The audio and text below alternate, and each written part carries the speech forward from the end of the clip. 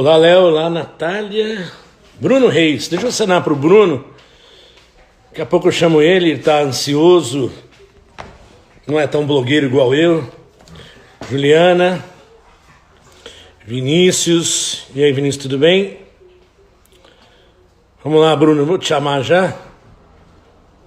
Você até tomou banho. Espera que eu não estou conseguindo.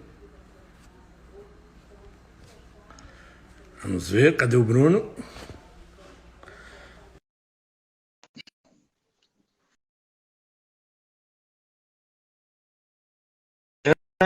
Bruno, Ariosmar. Aguardando conexão. E aí, Ari? Tudo bem?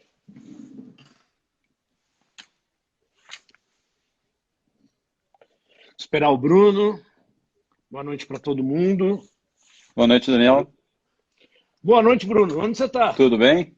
Cara, Não estou em tô te São vendo. Paulo. Tô aqui no meu escritório. Tô te vendo e tô me vendo na parte de baixo. Você consegue ver aí, não? Eu não. Não.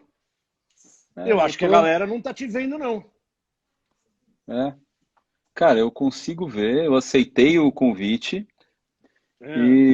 e tô vendo o áudio e o vídeo seu aqui. Tão engraçado.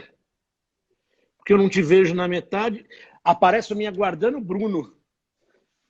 Eu aqui tô vendo você. Eu aceitei na hora do. Ah, tá normal, eles estão vendo. Eu que não tô te vendo. Agora, por que que eu não tô te vendo? Melhor eu não te ver, né? Você não é tão bonito assim? Bruno? Pera, cadê o Bruno? Será que é a minha internet? Agora eu não escuto o Bruno também. Que estranho. Deixa eu ver aqui.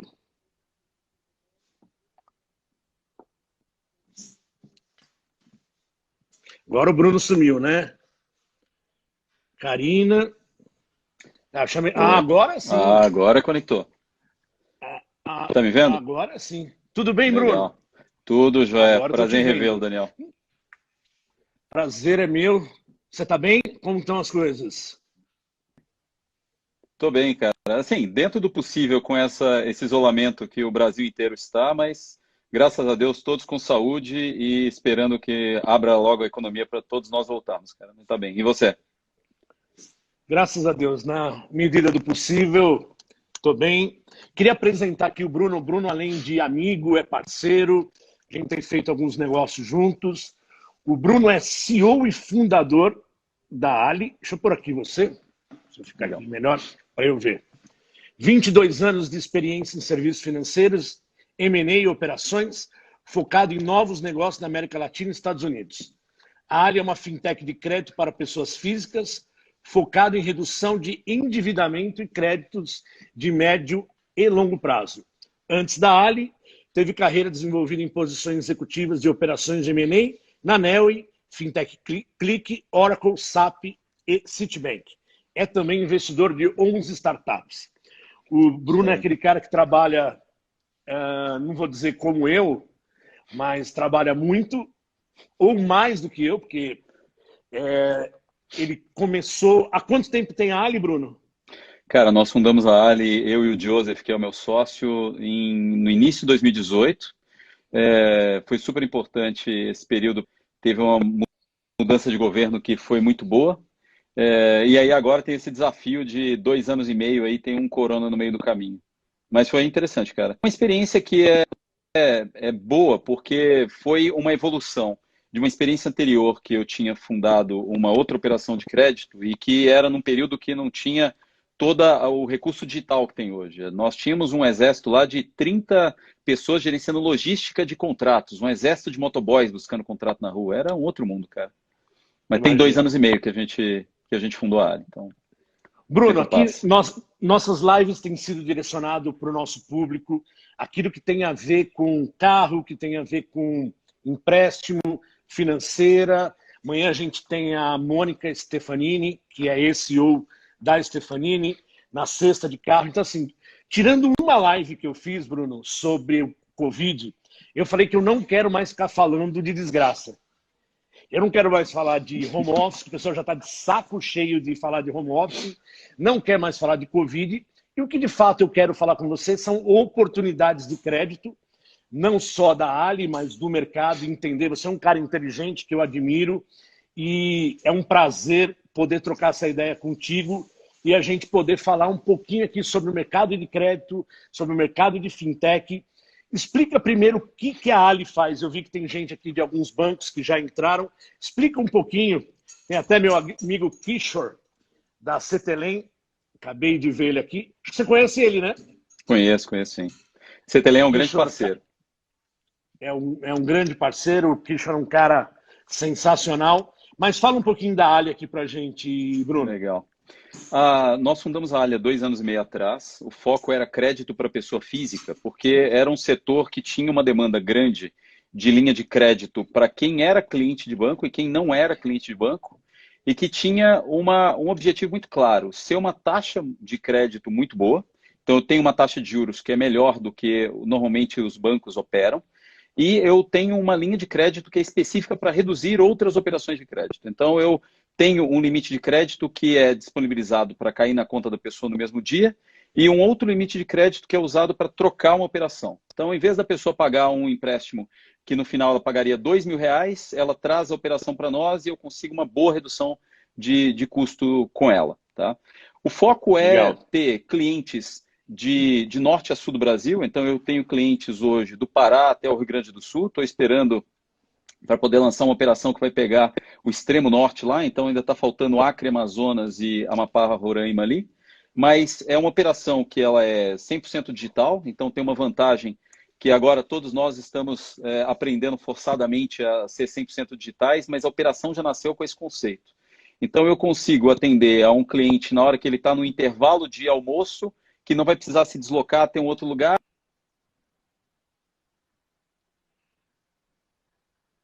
mas de ser sempre um limite de crédito que o usuário usa.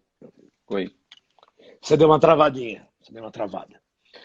Bruno, a gente tem um monte de perguntas que a gente recebeu. O pessoal está mandando algumas perguntas aqui. Pode continuar mandando. Eu vou tentar... nós vamos tentar atender todo mundo, ou pelo menos dentro da ideia que a gente tem. Mas assim, as fintechs de crédito, óbvio que foram criadas nesses últimos 3 anos. Você acha que todo mundo ficou preparado para esse momento? As fintechs, por um acaso da vida, já são as mais preparadas? Na verdade, as empresas de vocês de crédito, empresas menores, que eu lembro, a Ali tem 40, 50 funcionários.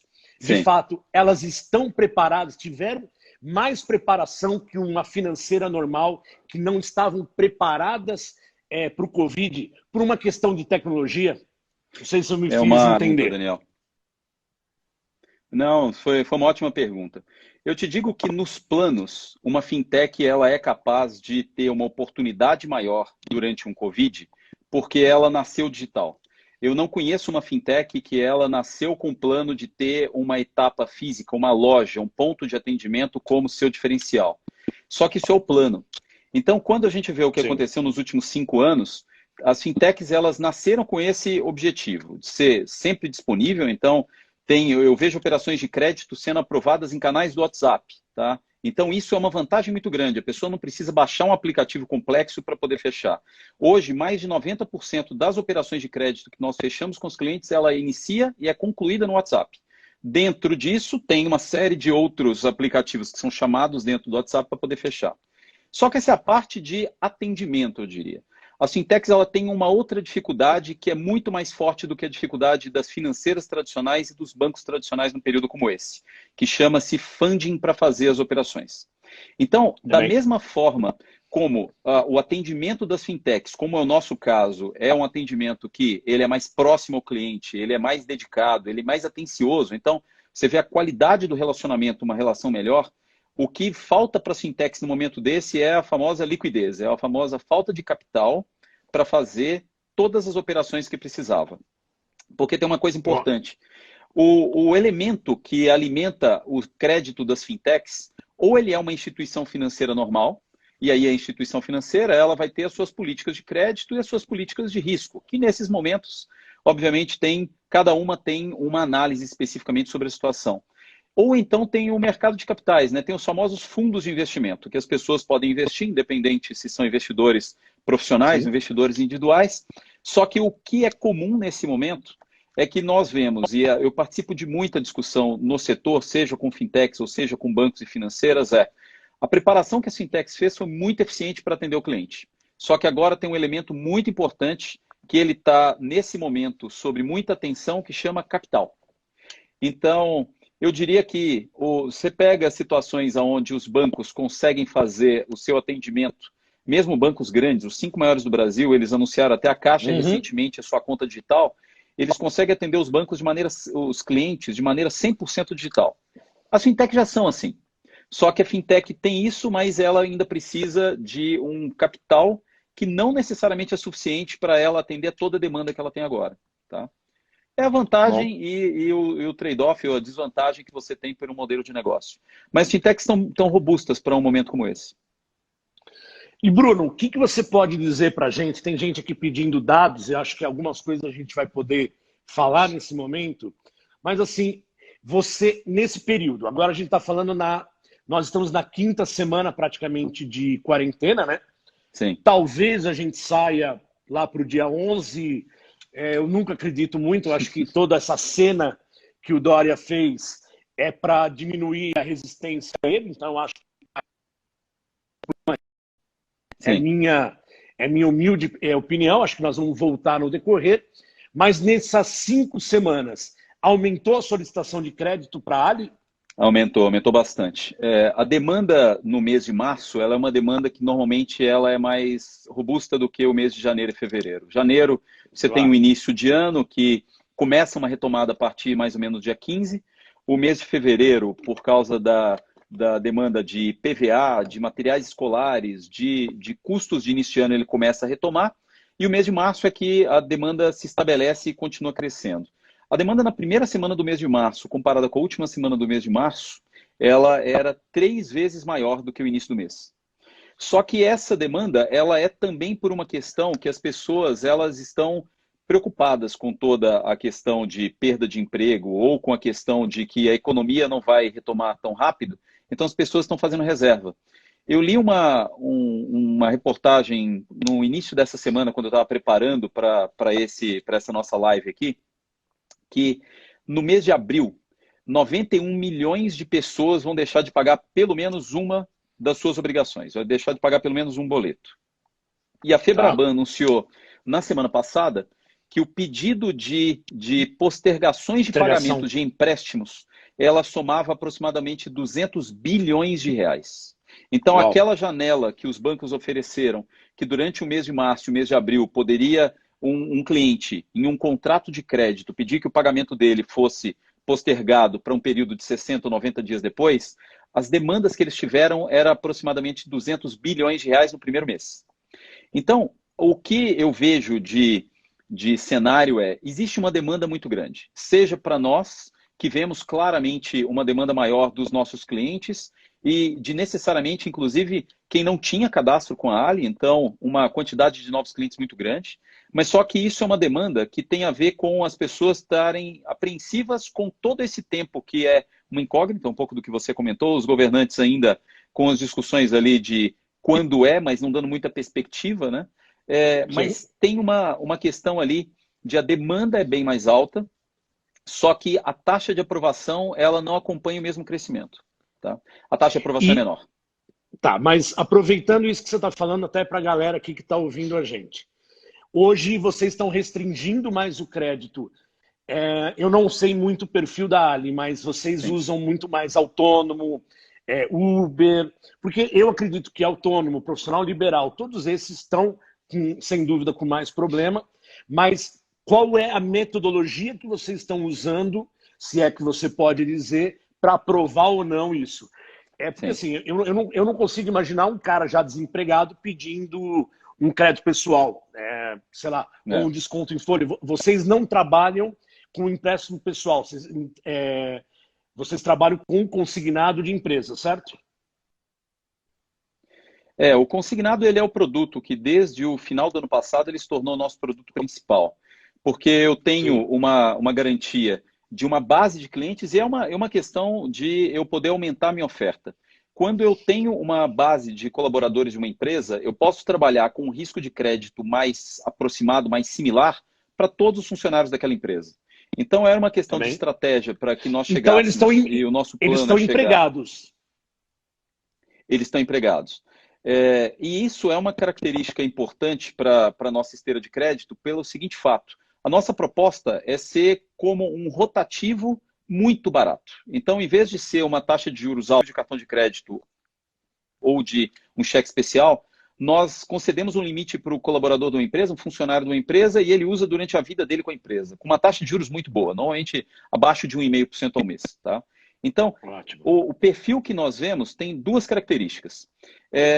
Necessariamente, colaboradores de empresa que têm muito tempo e que eles estão fazendo reserva, pedindo operações de crédito para deixar o dinheiro parado, porque vai pela dúvida que amanhã acaba o limite de crédito dele, então ele faz reserva. E um outro, que é as empresas suspendendo o contrato de trabalho. Tá? Isso é uma outra questão importante também, similar ao que aconteceu em São Paulo, que teve um fechamento, um lockdown, que ele restringiu o acesso das pessoas ao trabalho. Isso aconteceu em vários estados do Brasil. Então, nós temos clientes do setor industrial que eles colocaram 50% do time dele em regime de férias coletivas ou em suspensão na primeira semana de trava do Estado. Tá? Isso aconteceu em vários estados do Brasil. O que acontece nesse período é que esse colaborador, esse funcionário, ele não tem salário, né? Então, ele ou sai para uma assistência social, como essas que o governo está fazendo o trabalho dele, e principalmente esses que estão mais expostos, como diaristas ou Ubers, ou essas pessoas que vivem de transações individuais, mas tem o período que essa pessoa está afastada e ela não tem remuneração. Então, tem uma questão que mesmo os funcionários, ele também está tendo perda de renda agora, porque a empresa suspendeu, porque ela fechou as atividades, suspendeu o contrato de trabalho. Qual que é a metodologia que a gente usa? Tá? O sistema de crédito ele é uma análise de propensão de aquela pessoa perder a fonte de renda e depois ela não honrar os haveres que ela tem. Quando nós temos um funcionário de empresa como o principal perfil de cliente, nós analisamos algumas coisas que é o tempo que ele tem de casa e o turnover que tem naquele perfil de profissionais, naquela empresa, e em todas as outras empresas que atuam no mesmo setor naquela região dele. Então, se eu concedo crédito para um funcionário de uma empresa que trabalha em tecelagem, eu vou olhar o perfil daquele funcionário que tem convênio comigo e eu vou olhar as pessoas que trabalham com aquele mesmo ramo de atividade, que é industrial tecelagem, naquela região dele. E isso é um dos elementos importantes. A segunda questão é que necessariamente aquela pessoa ela tenha tido uma regularidade nos empregos dela anteriores. Porque uma coisa importante eu não consigo analisar a operação de crédito apenas pelo período onde ela está, quando ela foi pedida. Então eu olho muito do histórico profissional daquela pessoa. E uma coisa que ainda está em discussão, mas que provavelmente vai ser implantada até o próximo mês, é a possibilidade de a pessoa suspender o prazo de pagamento quando ela saia de uma empresa e ela volte a pagar no momento que ela chega numa próxima empresa em um período de até 6 meses. É como se fosse um seguro-emprego consignado, vamos dizer assim. Tá? E essas ações... Mas essa é uma medida do governo?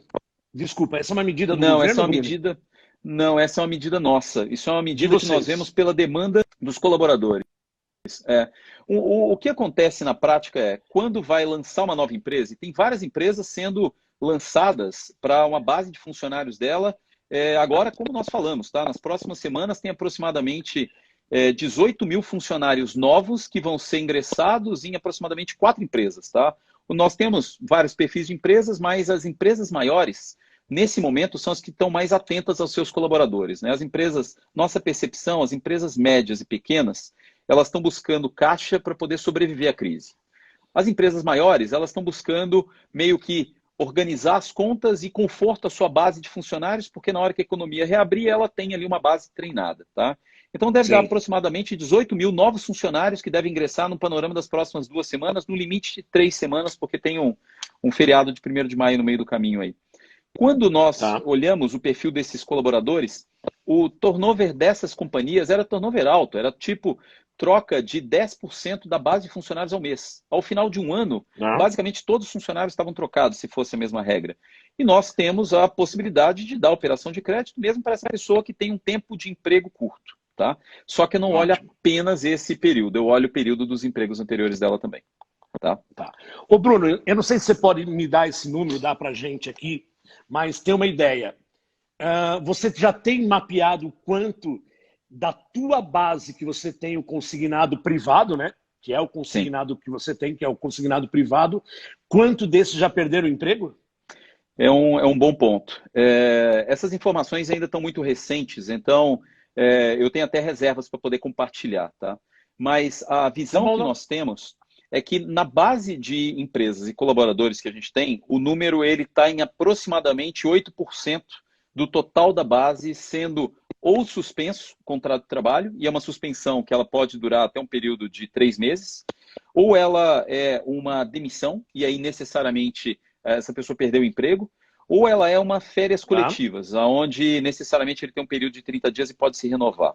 Por que eu ainda não consigo ver os 3 números isolados? Porque é sempre no fechamento das obrigações sociais, é o que as empresas reportam do e-social, que ela indica isso. Entendi. E o 30 de março, ele foi reportado aproximadamente entre dia 10 e dia 15. Então está muito recente, nós temos o número de março ainda. No final desse mês, a gente vai ter uma visão mais clara. Tá? Mas no contato com os nossos clientes, a gente vê que as empresas grandes elas estão demitindo menos. São as médias e pequenas que são as maiores preocupações. Tá? Infelizmente. Né? Bruno, tem uma pergunta aqui do nosso amigo Kishore Parvani. Eu não sei falar um nome indiano assim bonito. Ele está perguntando aqui inbox, porque a gente tem as perguntas aqui, e a gente tem um monte, e eu vou sair das perguntas até para mostrar que a gente não combina as coisas aqui, né? A gente tenta fazer um bate-bola livre, sem grandes problemas.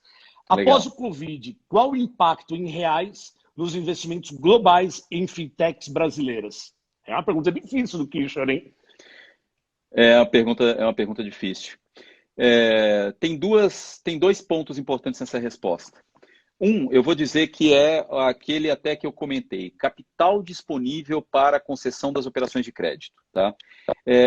Fica claro para nós que o capital disponível para as operações de crédito, eles reduziram do início do Covid para cá. E é por uma questão. Quando você olha o total de capital disponível para operações de empréstimo pessoal, aquele empréstimo que é para uma pessoa que ela tenha ou não trabalho, ou ele é um colaborador que ele é assalariado numa empresa, mas ele prefere pedir uma outra opção de crédito, ou um motorista de Uber, por exemplo, isso representa aproximadamente 60% de todas as operações de crédito solicitadas. Tá? Dos 60 bilhões de reais de crédito para pessoa física concedido todos os meses, tem aproximadamente ali uns 7 bilhões que são operações de empréstimo pessoal.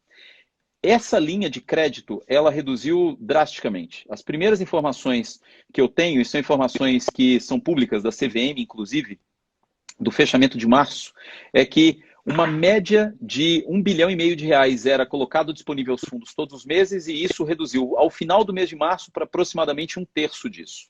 Então reduziu de mais de 1 bilhão para aproximadamente 400 milhões de reais. O que significa que esse é o combustível que permite uma fintech dar suas operações de crédito. E isso é um ponto importante. Tá? Essa é a primeira parte da resposta. Então, o combustível para dar operação de crédito diminuiu no primeiro momento. A segunda questão é o capital que investe para ser sócio da fintech. Tá? E aí isso é para o investimento para a fintech funcionar, pagar sua tecnologia, contratar seus colaboradores, que é um investimento de sociedade. Ele necessariamente, por informações que não são oficiais, mas você conversa com fundos de investimento, então eu tive em várias lives como essa, com os fundos de investimento, que a gente chama de capital de risco, ou venture capital, nos últimas 5 semanas, e eles falaram, o mês de abril ele vai ter uma suspensão de operações. É como se fosse o que começou antes dessa conversa do Covid continua. O que começou a conversa depois do Covid suspende, porque as empresas que foram investidas antes, elas precisam sobreviver. Então, necessariamente, o impacto de investimento em sociedade, o capital que vai na sociedade para a empresa funcionar, ele, entre aspas, ele está suspenso. Tá? Você vê algumas exceções, mas são exceções mesmo. Você vê a Pet Love, por exemplo. Por favor, quer comentar? Para ficar esclarecido aqui para o pessoal, talvez mais do que eu pensar nisso. Eu tenho um número mais ou menos, você pode me corrigir, que a gente tem no Brasil mais de 500 fintechs de crédito, é isso?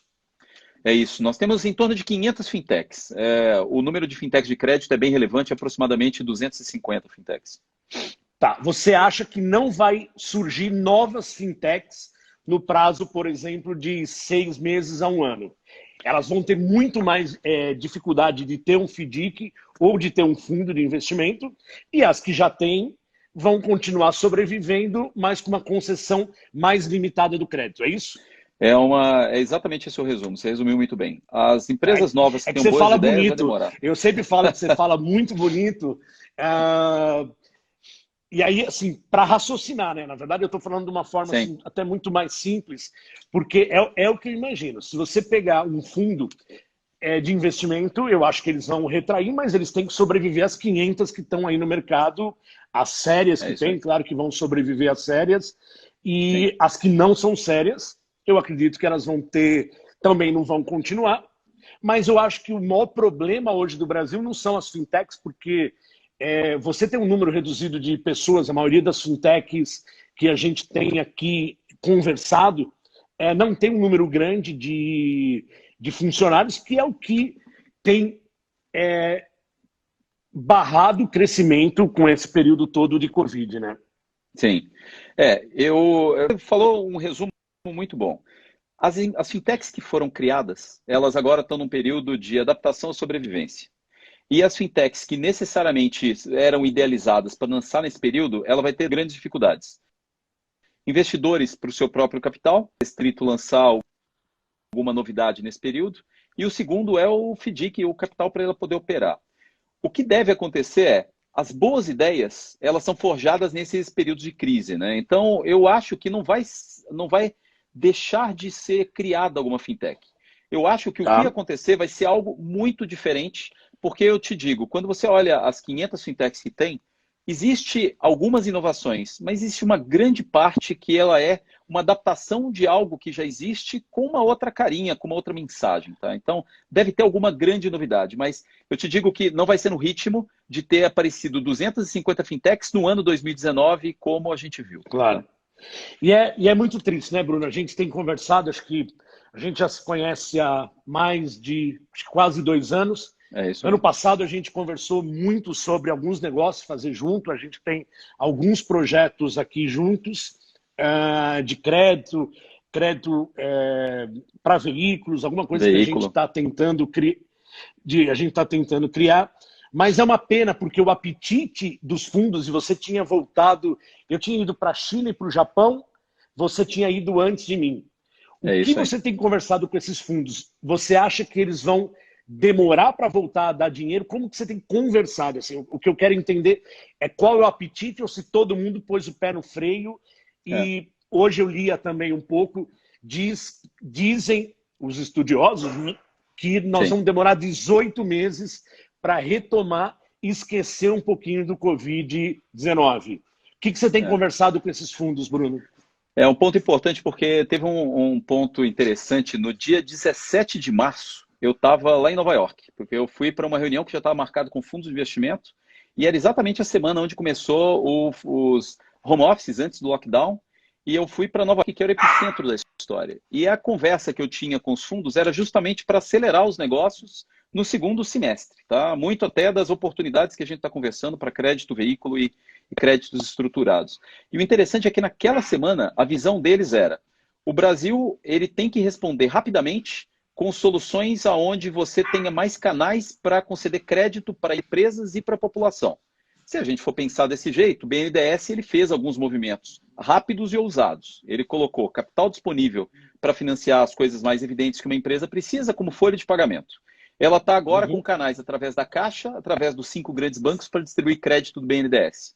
Crédito para pessoa física não tem ninguém. Então, os dois comentários que 3 fundos. Eu tive reunião em um dia só, porque eu acabei fazendo bate-volta em 2 noites no avião para garantir que eu cumpria minhas reuniões, mas voltava rápido para o Brasil antes que fechasse o aeroporto, né? Mas as 3 conversas foram a mesma coisa. Visão. O Brasil tem que responder muito rápido e organizado para fluir crédito no mercado. Porque se fizer isso, independente da duração do evento, vai ser menos traumático e a economia recupera mais rápido. Para a parte de empresas, está começando a caminhar. Tá? Obviamente é muita empresa e é muito processo de avaliação. Então isso deve se estabilizar nas próximas semanas. Para pessoa física é onde tem uma ausência. Tá? Aqueles 200 bilhões que a Febraban comentou que foram os pedidos de renegociação, elas são operações anteriores. Você não consegue, até o Banco Central não reportou, normalmente ele reporta os números com uma defasagem de 40 dias. Ele não reportou até agora os números de fevereiro, que eram os primeiros números da crise de crédito pessoal. E aí eu tive contato agora, na semana passada também, com os fundos da Ásia, que eu tive trabalhos e reunião no ano passado, que era tudo o mesmo conceito. Era basicamente para organização de capital que eu precisava para o ano 2020 e 2021. Visão deles agora, no meio de 30 dias de Covid, né? O Brasil fez o trabalho e tem um fundamento sólido de todas essas ações de reduzir o estresse social. Ao mesmo tempo, enquanto não encontrar uma vacina, não dá para saber claramente o custo social dessa história. Mas, necessariamente, eles têm dinheiro disponível, têm capital disponível para investir em Brasil.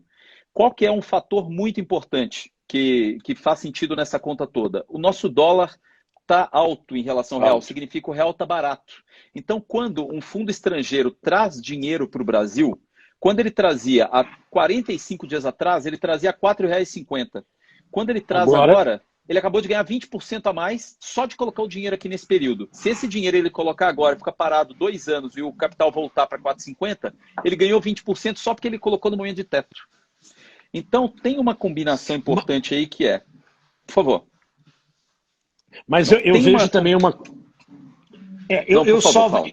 Eu só tenho uma... Eles também estão com um problema lá nos países dele, né? Porque nós estamos numa crise global, né? Eu entendo o que você está falando, faz sentido, mas o dinheiro lá também para eles vai ficar mais caro, né? O dinheiro fica mais caro, mas eles têm uma questão que é diversificar o risco, Daniel.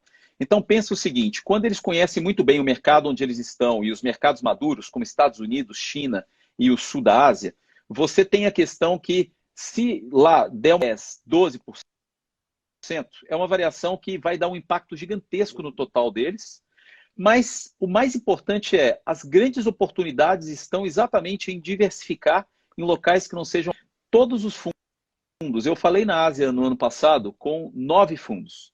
Os 9 fundos tinham posição no Brasil. E os 9 fundos tinham uma característica muito importante. Eles investiam em vários setores, de infraestrutura e imobiliário, que é um ponto super importante porque demanda um volume de capital muito grande, até operações com empresas, que são muito similares a levantar um FDIC para dar uma operação de crédito como a gente faz. Esses 9 fundos, eles necessariamente têm uma parte do dinheiro que vem para a América Latina e que vem para o Brasil que é pequena. Se você pensar do total dele, deve vir 2, 3% para um total do Brasil e no total a América Latina deve ter uns 8, 9. Então, o que acontece é o capital está mais caro lá, mas necessariamente ainda é um bom negócio diversificar colocando aqui no Brasil. Eu até fiz aqui no Brasil, até fiz um comentário, uma das exceções de investimento que aconteceu recente foi a Pet Love, que é aquele e-commerce que vende produtos e serviços para pet, né? E que eu não conhecia, eu conhecia a Pet Love como usuário, né? Eu não tenho pet na minha casa há uns bons anos, eu tenho um filho de 20 anos, está nos assistindo aqui, ele tinha um cachorro, na época que tinha um cachorro eu comprava na Cobase, comprava num desses aí.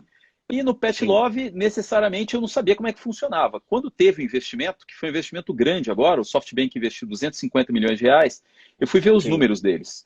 Eles necessariamente já estão desde 1999 na estrada, a marca Pet Love foi criada naquela época. Eles têm um número de usuários mensal, antes do Covid, que era superior a 1 milhão de pessoas. Então, 1 milhão de pessoas comprando produto pet de maneira recorrente. Eu, sinceramente, não sou especialista do setor, mas eu achei que é admirável, independente se é pré-Covid e pós-Covid, né? Mas, seguramente, eles têm ali uma demanda que, nesse momento, eles estão surfando na onda, né? E-commerce, de uma certa forma, está surfando na onda. Qual que é a grande questão? Quando teve o anúncio desse investimento do Pet Love, que recebeu ali, tem do lado a Tarpon, que é um grande investidor, que é investidor do Pet Love, junto com o SoftBank, e eles fizeram um comentário que é importante, que é: o capital ele ficou mais caro, mas ficar com o capital parado no investimento, rendendo a um CDI de 3,65%, é muito pior do que necessariamente fazerem nada. Então, se tiver uma demanda e tiver necessariamente uma estrutura que mostre que é eficiente, independente do Covid ou não, vai continuar tendo uma boa oportunidade. Voltando para o nosso negócio, que é o seu e o meu, que é crédito, tem um fator adicional. Quando a gente pensa em produto com garantia, igual veículo, que é um crédito que ajuda muita gente e que gera economia, né? Antes você tinha o crédito veículo para a pessoa se deslocar até o trabalho e ela tinha a satisfação de ter um transporte mais rápido. Agora as pessoas têm um veículo para poder trabalhar. Você vê o Uber, você vê o 99, você vê o Rappi, você vê todas essas pessoas que o sustento dela é com base num veículo, né? Só que o que acontece na prática é: o crédito com garantia, ele também tem uma questão importante agora, que é exatamente essas pessoas que eram os maiores demandantes de operação de crédito com garantia tipo veículo, são agora as pessoas que do outro lado estão com a capacidade de pagamento frágil. Então, nós ainda temos uma questão que, apesar respondendo, existem linhas de crédito para negócios que, de uma certa forma, possam continuar crescendo durante esse período. Em crédito, tem que ser mais reservado. Nós ainda temos um risco que a gente não sabe quanto tempo vai durar. Você comentou dos 18 meses, eu assisti vários dessas lives que nós assistimos com os presidentes, ou com o Guedes e o time, ou com os presidentes dos bancos privados e públicos. Teve um especificamente do Credit Suisse da semana passada que foi muito bom, foi o Cândido, que você conhece bem lá, presidente do Itaú. Tinha o Rial e tinha o presidente do Bradesco e o Otávio. E que foi impressionante a forma como eles estavam coordenados por uma coisa importante, que era: em 2008, quando teve a última crise, os bancos, teoricamente, eles tinham lá canais digitais e falavam claramente que atendiam 70% de todas as suas demandas em canais digitais. Mas era para fazer o que o cliente precisava. Então, fazia o que o banco precisava, não fazia o que o cliente precisava. Sim. Hoje, eles conseguem, qualquer um dos bancos grandes, tá? A Caixa anunciou recente, inclusive, a conta digital dela, né? Parabéns lá para o Pedro, que é o presidente, e que já era exitoso quando ele era presidente do Brasil Plural, mas lá na Caixa Econômica Federal ele está fazendo um trabalho estelar, de bom. Qualquer pessoa consegue agora abrir um celular, decidir até o final da nossa live aqui, ter uma conta digital de um banco qualquer que ela queira. Então tem uma questão importante aqui, que é: nós ainda vamos ter um período que provavelmente, e eu ouvi a mesma coisa, entre 12 e 18 meses de recuperação. 2, nosso setor, que é serviços financeiros e crédito, ele vai ser um dos que vai voltar mais rápido a ter demandas do que a gente tinha pré-crise. Não significa que nós vamos aprovar tantas operações como a gente aprovava pré-crise, mas ela vai voltar uma demanda muito rapidamente, porque tem um buraco na pista, ela volta para uma demanda imediatamente depois. E aí tem uma coisa importante que e eu conheço bem dos seus negócios, o que nós precisamos é de empresários que sejam empreendedores com a capacidade de criar e remixar uma boa ideia como você tem, tá? Então, quando eu vejo ações como você dando liquidez para quem tem lá uma cota de consórcio, que para ela era um bom ativo quando ela comprou, mas aí quando ela está com ele lá interrompido, ela ia esperar um bom tempo para ter acesso àquilo, necessariamente é uma alternativa que ele não tinha antes de uma pessoa como você e seus sócios criar lá uma operação para poder fazer isso. Isso é um tipo de operação de crédito, porque é um ativo que ele tinha, ele deu uma garantia e tem uma liquidez ali vinculada a ele. Como essa, tem uma série de outras oportunidades que essas eu entendo que durante esse período de crise ela pode demonstrar que tem funcionalidade e depois ela vai ter uma serventia muito maior. Porque se nós formos olhar apenas as pessoas que ela consegue ter uma renda regular, nós estamos passando por uma mudança forçada que a gente, provavelmente as pessoas que saiam agora dos empregos, vai demorar os 12 a 18 meses para ela ter uma renda fixa, ela vai migrar para esses trabalhos eventuais, que são super importantes, né? Lembra que a gente tem Rappi, Log, Uber, 99, coisas que são essenciais para a nossa vida no dia a dia, não é Covid, né? Eu não lembro quando é que eu falei assim, que gostoso eu dirigir um carro para o trabalho. Eu gosto de dirigir carro no final de semana. Para o trabalho, eu prefiro falar o seguinte, vou trabalhar meia hora que eu estou ali, vou no Uber, vou no 99 e vou chegar lá com meia hora para mim. E é um negócio que é uma satisfação. Então, eu acho que para nós em crédito, o que vai ter uma demanda que vai voltar aos níveis pré-crise muito rapidamente. Eu acho que vai ter oportunidades muito boas para pessoas como você e seus sócios são geniais e criam soluções como a Concash para dar liquidez e crédito para quem tem necessidade, tem um ativo que ele pensava que ia ser só parado lá. E eu não tenho dúvida que o capital estrangeiro ele vai voltar a estar disponível aqui e, ao mesmo tempo, os investidores nacionais vão ter demanda também. A grande questão é, no meio do olho do furacão, é muito difícil alguém falar assim, eu sou corajoso, eu vou pegar o capital e vou lá empenhar. Essa é a maior dificuldade. Se Deus escutar os nossos governantes, igual você comentou lá, dia 8 de maio, a gente vê que o Dória de verdade tem um plano sério e organizado para poder reabrir a economia, vai diminuir muito o tempo desse impacto para a gente. Não tem dúvida disso. Sem dúvida. Bruno, é interessante a tua análise sempre, até porque você é um cara que respira e vive isso. Eu hoje lia um artigo que falava que a gente vai ter várias mudanças. E eu parei de ver notícia ruim, eu parei de ver desgraça. A gente tem, como você sabe, no grupo 2.400 pessoas. Eu tive que demitir poucas ainda, mas eu tive que fazer demissões de empresas que eram menores. Mas, assim, eu tenho fintech, como você sabe, você é dono de uma fintech, mas tem uma pergunta aqui que é bem interessante, que é o seguinte: todo mundo fala que fintech é uma moda, mas assim, ela tem capacidade de promover impacto social? Qual o mercado financeiro do futuro?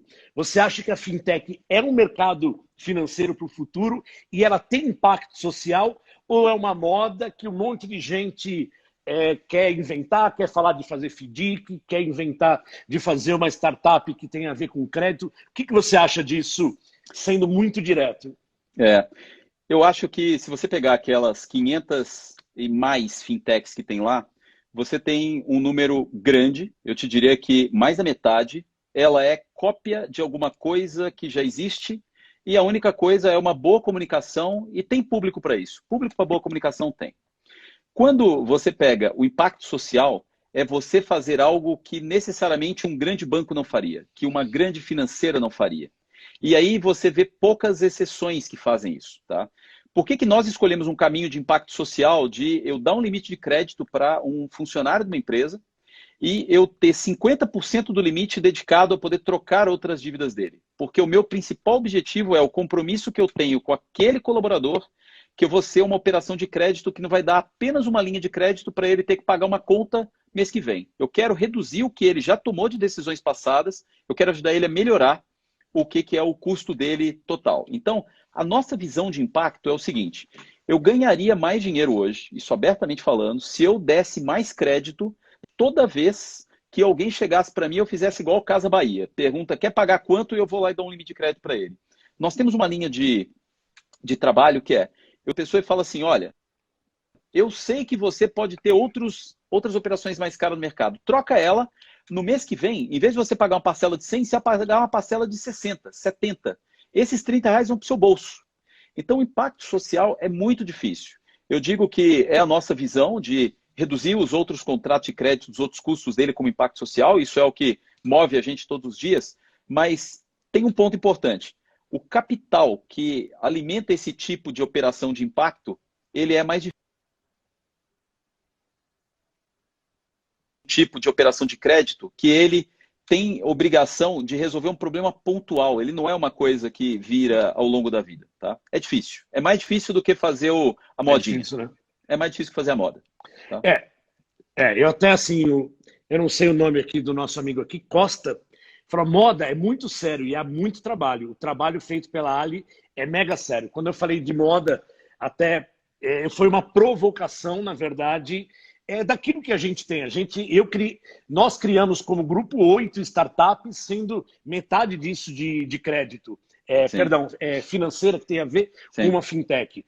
Mas o quanto isso vai gerar um impacto social, o quanto isso gera algo para um mercado de futuro. Eu acredito, eu vou falar a minha opinião, as fintechs são um mercado de futuro porque ela tem um custo mais baixo, ela tem um dinheiro muitas vezes mais barato e muito menos burocracia que um banco ou uma financeira grande. Óbvio, elas têm espaço hoje para tudo. Hoje eu vejo taxas, até o que a Ali faz de diferente de uma Creditas, o que ela faz diferente de uma outra empresa, e eu não estou querendo aqui nomear, mas uma empresa que tem tecnologia, que tem muito menos funcionário, vai ser muito mais barato. Não faz o menor sentido ser mais caro. Então, É isso aí.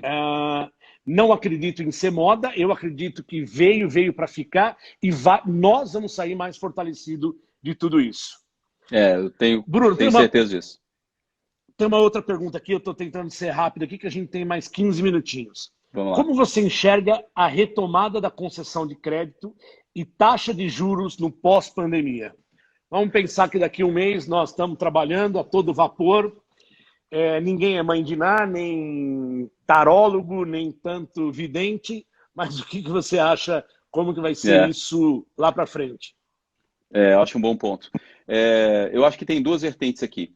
Daqui a 30 dias, economia reabrindo, vai ser ótimo porque a gente vai começar a fazer as pessoas trabalharem de novo, gerar renda e circular. O que era os níveis de taxa de juros pré-crise?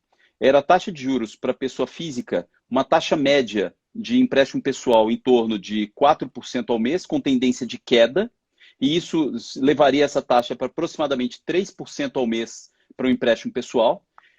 O crédito consignado estava numa taxa média de em torno de 1,8% e tinha a tendência de queda para continuar caindo. Só que esse período onde você tem 60 dias de aproximadamente economia parada e muitas demissões, isso gerou um grande risco para as pessoas que vão pedir o crédito na volta. Então, qual que é a tendência?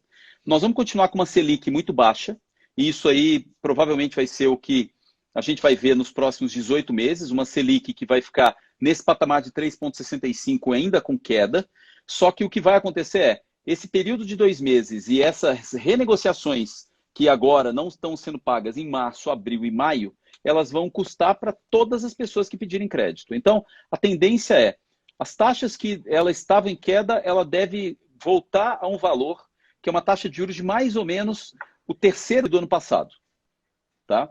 E o terceiro trimestre do ano passado era um equivalente a uma Selic de aproximadamente 5,5%. Tá? Então, nós devemos ter uma Selic aqui embaixo de 3,6% e até com tendência de queda, e as taxas de juros serem compatíveis com o que a gente tinha em 5,5%. Por quê? Esses 3 meses de custo, ele é muito maior do que eu consigo recuperar 3 meses dando crédito. Então, a gente tem um mantra, você conhece bem isso, para cada um mês que eu tenho que recuperar, quando eu tenho uma perda ou eu tenho inadimplência, eu tenho entre 4 e 6 meses a mais para poder compensar. Então, provavelmente vai dar aquele período de 12 meses onde a gente vai demorar para recuperar e as taxas devem voltar imediatamente aos níveis que a gente tinha do terceiro trimestre do ano passado. Um pouco mais altas do que tinha, mas não vai ser desastroso, tá? Não vai voltar num período da Dilma, por exemplo. Mas como resumo, qual a porcentagem a mais que você acredita? Você falou em níveis, mas quanto isso dá em porcentagem? Para ter um chute. Legal, em porcentagem. Nós tínhamos um total, crédito à pessoa física que eu conheço bem, nós tínhamos uma demanda até o mês de janeiro de 60 bilhões de reais todos os meses. Na hora que sair os números do Banco Central de fevereiro, provavelmente são estáveis, porque o Covid veio pós-carnaval, veio na quinta-feira, depois da quarta-feira de cinza, que era o último dia útil. Então, nós não vamos ver impacto em fevereiro. A cagada de vez, né? A cagada veio, tipo assim, Deus é brasileiro mesmo, esperou passar o carnaval e deixou chegar o Covid. Mas aí, fevereiro deve ser ainda o mesmo panorama, 60 bilhões. Expectativa é que, voltando a economia a ser reaberta em maio, nós devemos ter um mês de junho, que deve ter uma demanda de aproximadamente 45 bilhões. Então tem uma queda de aproximadamente aí 15% 15 bilhões entre o total dos 60, que dá aproximadamente ali 25% de demanda. No primeiro mês inteiro, deve ter uma queda de 15 bilhões por mês para cair, que dá mais ou menos 25. O mês de julho ele tem uma tendência de ser um pouco melhor, mas para voltar no patamar de 60 bilhões, a expectativa é que seja muito próximo ao fim do ano. Tá? E isso é justamente porque as taxas de juros elas não conseguem ser muito mais altas porque senão se tornam impagáveis. Então a questão é, deve perder 25% de originação mensal de crédito pessoa física, com uma taxa de juros do terceiro trimestre do ano passado e recuperar os níveis pré-Covid até o final do ano. Tá? Então, deve ser no quarto trimestre desse ano, entre outubro e novembro, nós devemos ter um volume de 60 bilhões por mês novamente. Tá? O que não é um cenário ruim. Eu sei que fica falando assim, nossa, não é desastroso, tá? Eu tenho certeza que outros setores da economia, eles vão ter problemas muito mais longos. Os 18 meses vão afetar uma série de setores da economia. O sistema financeiro que nós trabalhamos e ajudamos as pessoas com crédito, necessariamente ela deve recuperar num período entre 4 e 6 meses para um nível pré-crise. Tá? Eu vou dar um exemplo aqui para vocês terem uma noção, né? Uma das empresas nossas do grupo é a DNR, que faz cobrança para várias empresas, várias financeiras. Todo o papel nosso de veículo, e aqui tem muita gente de concessionária, Bruno, até está o Douglas do iCarros aqui, que é um amigo e parceiro. Todos os nossos recebimentos, porque a gente continua trabalhando em home office e também parte no escritório, com todos os cuidados que tem que tomar. Tudo que é relativo a veículos caiu de recebimento 55%. Nossa. Outros tipos de papéis ainda não. Caiu 25%. Então, crédito pessoal, empréstimos, qualquer tipo que a gente chama de massificado, né? Usando que é um pouquinho do que você trabalha. Eu não sei o teu nível de inadimplência hoje, mas nesse mês o recebimento nosso, que a gente chama de repasse para os bancos e para a financeira, veículos aumentou 50%, a inadimplência, então a gente tem muito mais inadimplente, enquanto os outros tipos de papéis, 25%. Então, é um número que a gente consegue enxergar que quem está atrelado a veículos vai ter muito mais dificuldade. Nós vamos ter muito mais dificuldade com papéis atrelados a veículos. Sim. O Madison está dizendo aqui, o Madison é da BMW. Tá. Só um segundinho aqui. Claro. O Madison, ele é da BMW, está dizendo assim, o over 90 de PJ vai dobrar, segundo o Bradesco, de 3,5 para 7,8 de delinquentes. A grande questão é o seguinte, todas essas operações que são de valores maiores, então você pega aqui o crédito veículo, seja para pessoa física, ele é um ticket mais alto, seja para empresa, porque pode ser uma operação estruturada, uma frota, ele é um compromisso mais alto. Essas operações são exatamente as que vão ter um default maior, vai ter uma inadimplência maior. E tem uma relação que é a falta de caixa de curto prazo, né? Você talvez tenha visto um gráfico que, se eu não me engano, foi a KPMG quem publicou, que era quanto é a cobertura de caixa por setor da economia no Brasil. E aí você pegava que tinham raríssimos setores que passava a cobertura de caixa de 30 dias parado. Então, quando você pega um bem que custa mais caro e que a parcela, por consequência, é uma parcela mais alta, necessariamente são os primeiros a custar mais do que a capacidade dele pagar. Então, tem um pouco dessa natureza. O nosso é um produto massificado. Então, como a minha exposição de uma parcela é menor, eu consigo ainda caber no bolso dele. Infelizmente, essa questão da falta de renda das pessoas, né? Então, tem uma questão que ainda é um ponto importante, que é naqueles 60 bilhões de crédito que eu comentei, eles são os créditos massificados. Ele não tem o crédito veículo, ele não tem o crédito imóvel ali naqueles valores, né? Não tem o crédito para o servidor público federal ou o aposentado e pensionista. Então, esses produtos, eles necessariamente têm uma característica de recuperação mais longa. Porque com uma parcela mais alta, vai demorar a pessoa a ter a capacidade de gerar renda para honrar o que ela estava devendo, ao mesmo tempo a parcela do mês, que a parcela do mês vai chegar também, né? Então, é uma questão que ainda vai demorar um bom tempo, tá? Esse over 90 aí de 7,8 é uma coisa muito preocupante, no geral.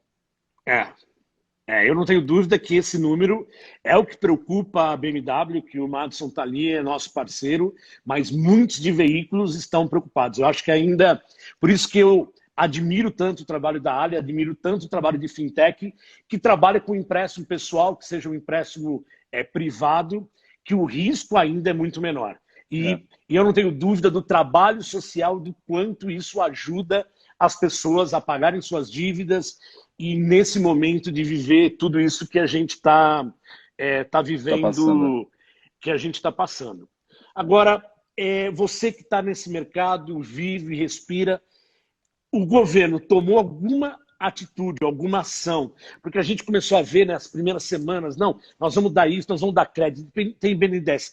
Tem algo para as fintechs ou para as pessoas que pegam empréstimo pessoal, privado, consignado, ou raio que for, alguma medida boa do governo ou não tivemos nada? Na verdade, nós tivemos um anúncio importante, que era o BNDES da linha de crédito para as fintechs poderem conceder suas operações, só que isso foi publicado na última semana de março. E aí o mercado inteiro, eu fiquei com muita atenção em cima disso, quando nós íamos no detalhe da operação, ele era restrito às fintechs que tinham uma determinada licença do Banco Central, que chama-se Sociedade de Crédito Direto, que é como se fosse a autorização de ser uma mini financeira. E são muito poucas que tem, porque ainda é muito custoso o custo de tanto estabelecer quanto o regulatório. Não é a operação da fintech, é a auditoria e a todas as normas que você é obrigado a seguir. Então, o BNDES ele anunciou que era uma medida importante, que ia ter disponível aproximadamente 8 bilhões de créditos para poder ser disponibilizada a fintech, só que não era operacional rápido. Aí, imediatamente, eles mudaram isso para ser distribuído através da Caixa Econômica Federal numa parceria com o Sebrae, que é provavelmente mais eficiente, porque o Sebrae tem um braço que é muito mais presente, mas, ao mesmo tempo, a Caixa Econômica ela não tem um atendimento nas agências que seja bom.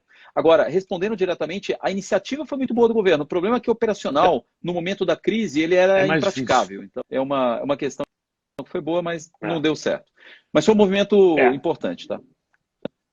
Eu concordo com algumas pessoas aqui, até para eu encerrar minha parte e deixar você terminar.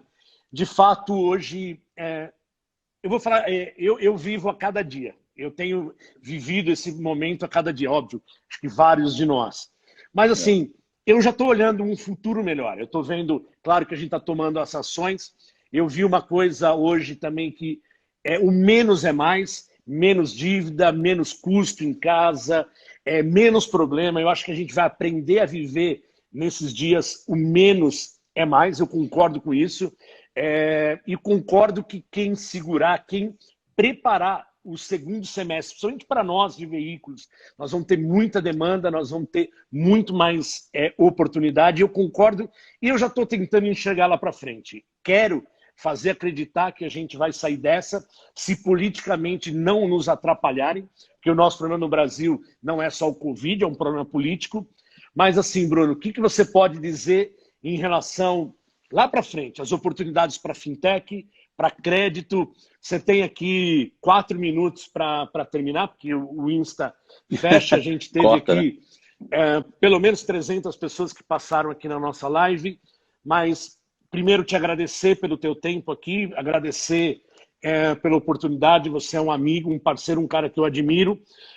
E para você falar aqui, pessoal, o que você vê de oportunidade?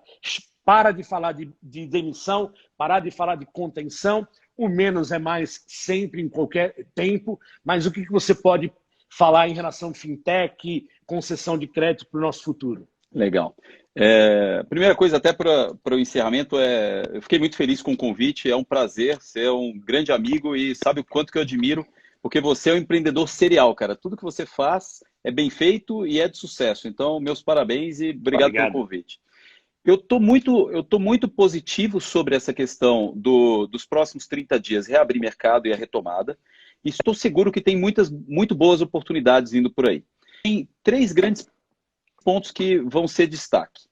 Um deles é, inclusive, uma das conversas que você vai ter amanhã com a Mônica, que é: nós estamos forçadamente fazendo uma transformação digital, né? Então, o que fez a transformação digital do mundo inteiro não foi um bom projeto, não foi uma boa tecnologia, foi a necessidade básica de conviver enquanto você não pode sair de casa. Então, tem uma vantagem grande. Essa transformação digital forçada, ela vai fazer um pouco do que aconteceu quando, há 20 anos atrás, tinha o apagão por falta de chuva.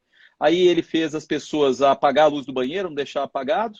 Então, eu vi um gráfico que 10 anos depois, as pessoas, por residência, estavam gastando menos energia do que antes do apagão. São Paulo teve a falta d'água, 5 anos depois, as pessoas consomem menos água do que antes da falta d'água. Então, as pessoas vão se adaptar com isso.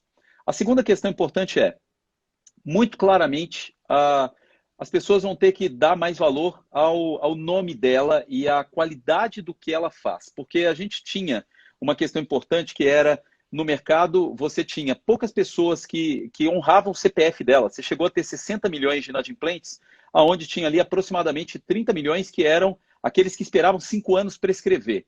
Então, tem uma outra expectativa muito boa, que as pessoas vão entender que ela tem que manter consistência. Isso aqui vai ajudar ela a ter uma boa linha de crédito. E a terceira coisa importante nós vamos precisar de empresas inovadoras, como as que você criou, com o Cash que eu mencionei, mas são inovações que são práticas para ajudar um universo de pessoas que não tem uma oferta óbvia.